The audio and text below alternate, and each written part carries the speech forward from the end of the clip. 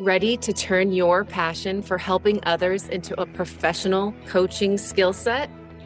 The CPAC Empower Coach Academy, in partnership with Oregon State University, is now enrolling for fall 2026. Join an ICF-accredited Level 1 coach training program designed to help you coach with confidence, presence, and purpose. Start date is October 1st. Visit yesempower.com to learn more. Welcome to Rewired. I'm your host, Tiffany Grimes with Empower Coaching and Training. Welcome back, listeners. This is Tiffany with the solo episode of Rewired, brought to you by Empower Coaching and Training. And I wanted to start today with a listener question. I love getting these. If you have a question that you want addressed, please do send them info@yesempower.com and just title the email listener question for Rewired. All right, let's get to today's question. I've been doing a lot of internal work lately, really trying to understand who I am and what I actually believe, not just who I've always been around my friends. I can feel that I'm changing on the inside. What I find funny is different. What I care about is deeper. Even the way I connect to people has shifted. But when I'm with my friends, I become the same version of myself I've always been. I laugh at the same jokes, even when I don't think they're funny. I don't say what I'm really thinking. I don't go deeper, even though I want to. And afterwards, it feels frustrating, like I'm doing all this internal work, but I'm not actually living it. It almost makes me question if I'm really changing at all. So I guess my question is, why is it so hard to show up as who I'm becoming, especially with the people who know me best? Thank you so much again for writing in with this question. I appreciate it. You are not alone, and what you're describing isn't failure of growth. It's actually very predictable, very human. This is part of how change works. Every single day, your brain is changing. This is a process called neuroplasticity. Our brain is constantly reorganizing itself. Neural pathways that were used yesterday are strengthened or pruned away. New proteins are synthesized, new connections are formed. You are not operating with the exact same brain you had yesterday. It's physically a different being, but the tension lies within this. The biology updates daily. Our identity, who our kind of mindset, who we think we are in the world, does not. And so what happens with this tension? You walk into today with yesterday's story. I'm the kind of person who, I always struggle with this. I'm good at this. I'm not great at this. This is just how I am. That's not truth. That's pattern recognition.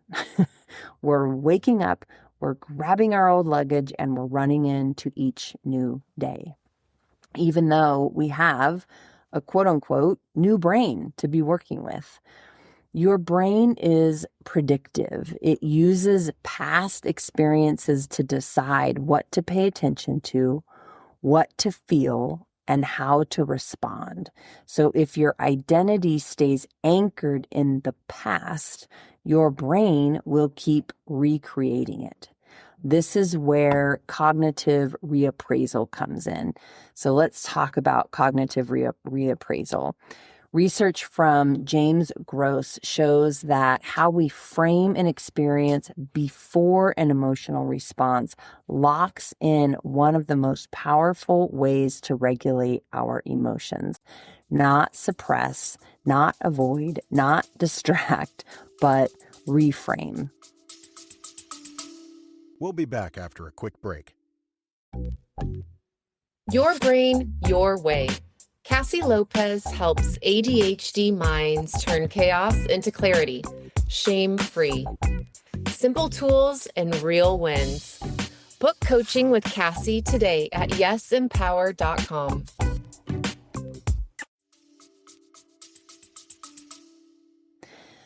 Now, let's kind of bring this back to the question. So we'll play with all this and what cognitive reappraisal means and how we do this.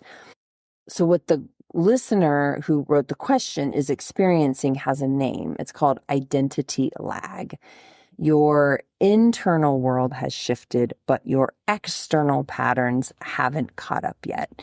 You're thinking differently, you're valuing differently, you're wanting deeper connection, but in real time, in our behaviors and our relationships, your default mode is to go back to the version of you that has been practiced the most, not because it's true necessarily anymore to who you are, but because it is familiar. It's what we've practiced.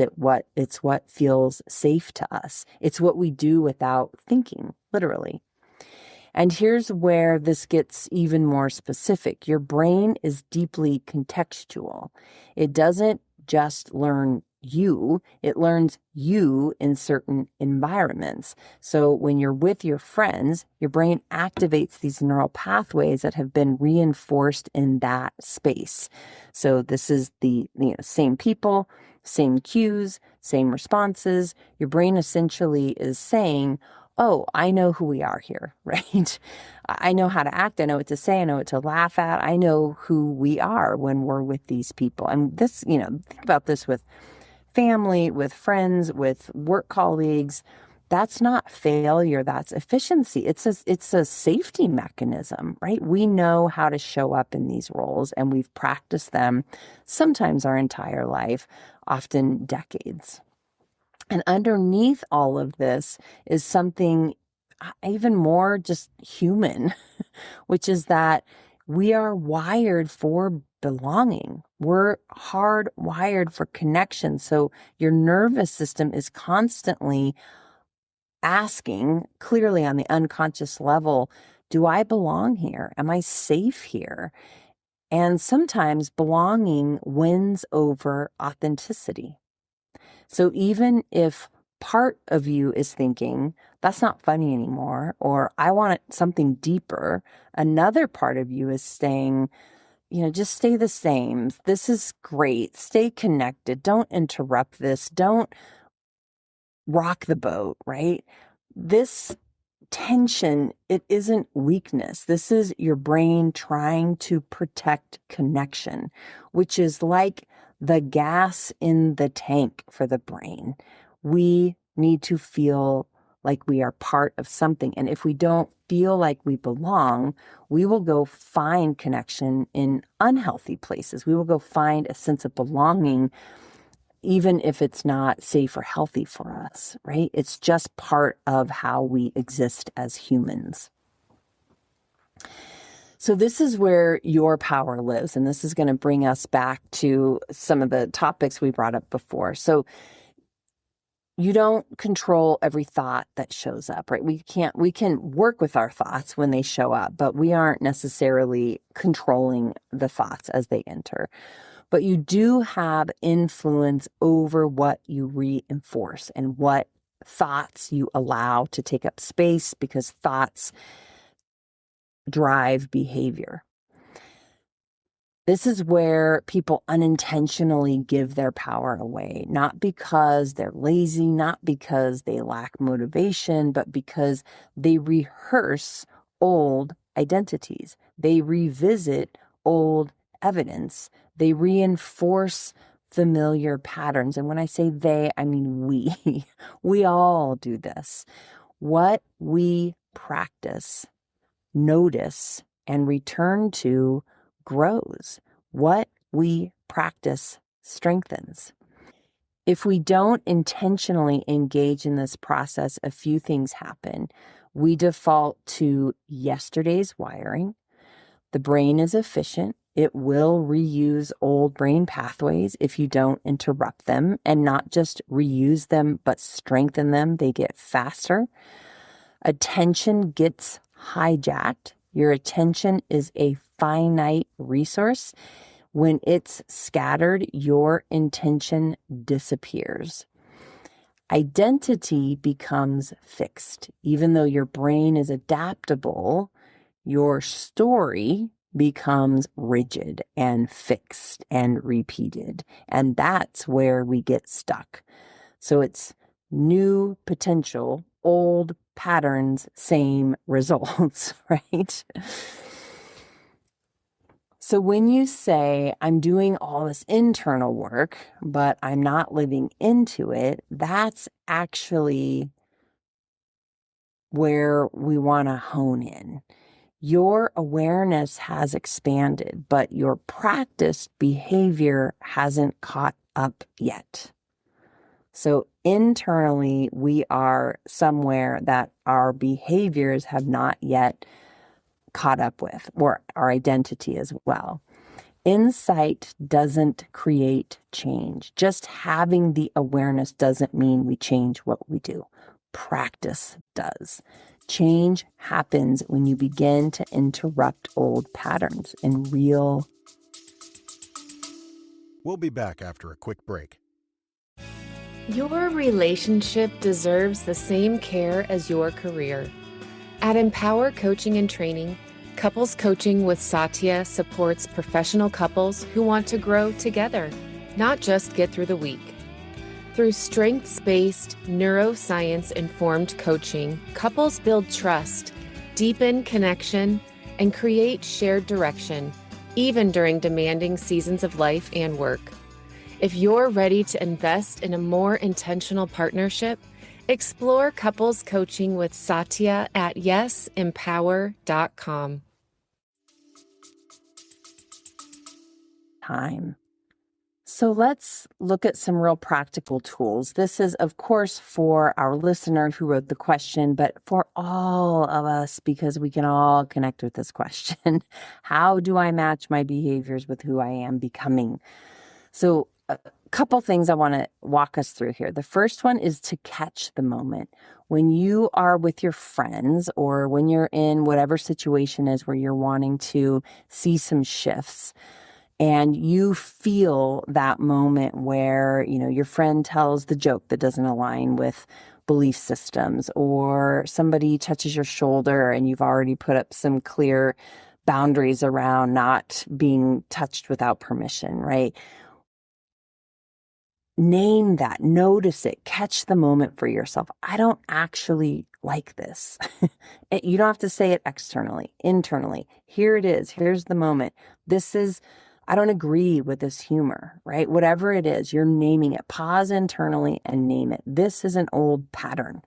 That awareness alone brings you out of habit and into your prefrontal cortex, where you get to think and choose and decide out of habit. So coming into the moment, bringing self-awareness into the moment when you're with your friend. Then we're going to practice a micro shift. So you don't have to change everything all at once. You don't have to scratch the needle across the record. Instead, just try something small. So maybe you don't laugh so heartily in your response. Pause before responding, maybe saying something like, I see this a little differently, or ask a deeper question, bring some curiosity into it. What do you mean by that? Tell me more about that, right? Just instead of going into habit and noticing the discomfort and just going along, maybe just a micro shift. What do you mean by that? Change happens in degrees, not gargantuan leaps generally for most of us. Third is to expect the discomfort. So when you show up differently, it might and probably will feel uncomfortable because you have left your comfort zone. You have left your habit zone. And what lies on the other side of habit zone is discomfort as you move towards being in alignment with who you are becoming. We don't step out of comfort zone and into alignment. There are several phases, and discomfort is one of them. And our brain will then be in unfamiliar territory and trying to get us back into comfort zone. The brain wants safety, efficiency, habit. So when we step out of habit, we have to expect discomfort. And that doesn't mean we're wrong. That doesn't mean that discomfort does not equal wrong. It means new, and we need to label it as such. Your nervous system is used to predictability. And so when it isn't predictable, it will let you know about that discomfort. So this is where this cognitive reappraisal comes in that I was mentioning before. So it's the fourth step in this, which is that we want to reinforce that shift. This is cognitive reappraisal. So after the moment passes, your brain then goes into evaluation of it, on its own, or we can get involved. So we will feel that discomfort, and then we will start to evaluate it. So we will start to maybe tell stories like, oh, I shouldn't have done that, or, oh my God, that was so awkward, or I didn't even do that right, or I don't even think they understood what I was saying. What's happening to our friendship, right? Like it's just your brain's going to spin. And so what we can do is get involved and say something like, that was different. I showed up a little differently in that. And this is how change feels. This is how change begins. What if we said that to ourselves? This is cognitive reappraisal. You're shaping how your brain encodes the experience so it reinforces growth. This discomfort, this is growth. I wouldn't feel this way if I didn't change. If I just did the same thing, I wouldn't feel this way, right? So just reinforcing that, naming that for yourself. So just to summarize those 4 steps, we're going to catch the moment. We're going to name it. We're going to practice a micro shift. We're going to expect discomfort, notice it, and then we're going to reinforce the shift. That's the cognitive reappraisal. As I read that listener question, what I want to reflect on, what I want to say is you are not stuck.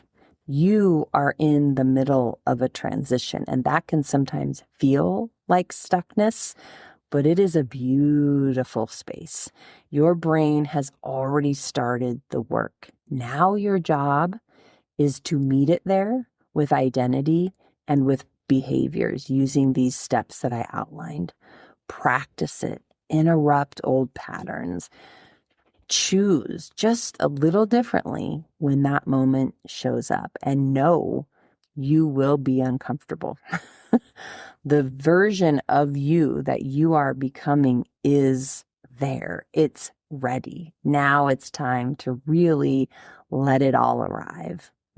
And it happens moment by moment and choice by choice. So again, I want to thank the listener for the question. If you have a question, be sure to email it to us. Take care, everyone, and I will see you next week. Rewired listeners, if this episode resonated with you, I'd be so honored to stay connected. Follow the podcast at Apple Podcasts, Spotify, YouTube, and iHeartRadio. Share an episode with someone in your life and leave a 5-star review. It helps people access these tools and this work and grow our community.